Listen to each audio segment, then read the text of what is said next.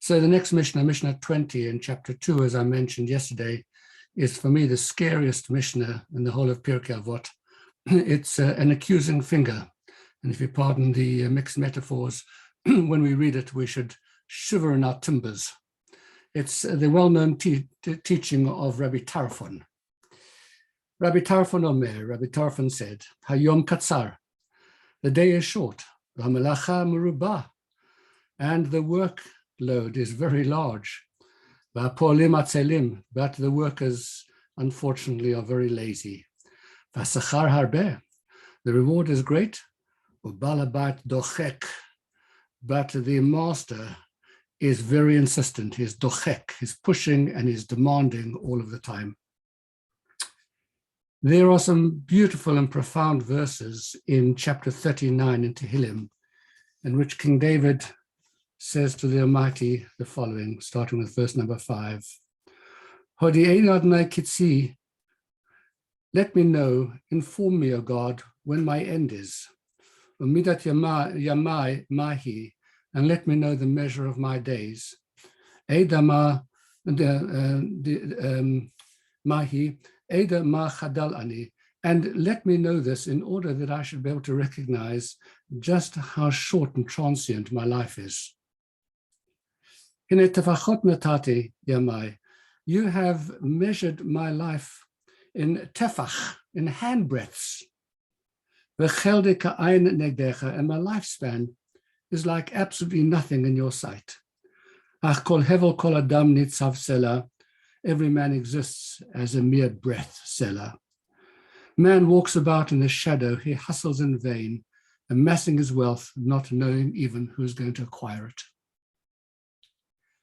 So there's this realization that as much as we see our lives stretching out, and life seems to be a very big place, in fact, in the span of the universe, we're only here for an instant, like a breath.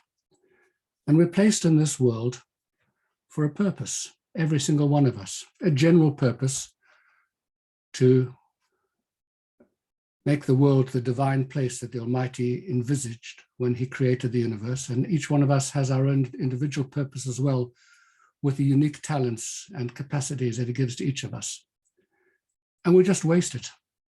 As hard as we work, we don't work hard enough. We become distracted. We get caught up in side issues and we become lazy. And yet that's the reason why we were created. That's why we're here. And the Almighty is insistent. He's demanding. There is a voice all the time saying, have you fulfilled your potential? Have you done what I placed you in the world to do? Have you fulfilled the purpose of your unique, singular creation? Are you just lazy? And that is an existential question that has to be face us every single day of our lives. What will I do today that is going to fulfill my purpose in the universe? Because the reality is, I don't know when it's going to end. And sometimes, as we know, and Robert and Joel will tell you this, sometimes it ends unexpectedly without any warning or preparation.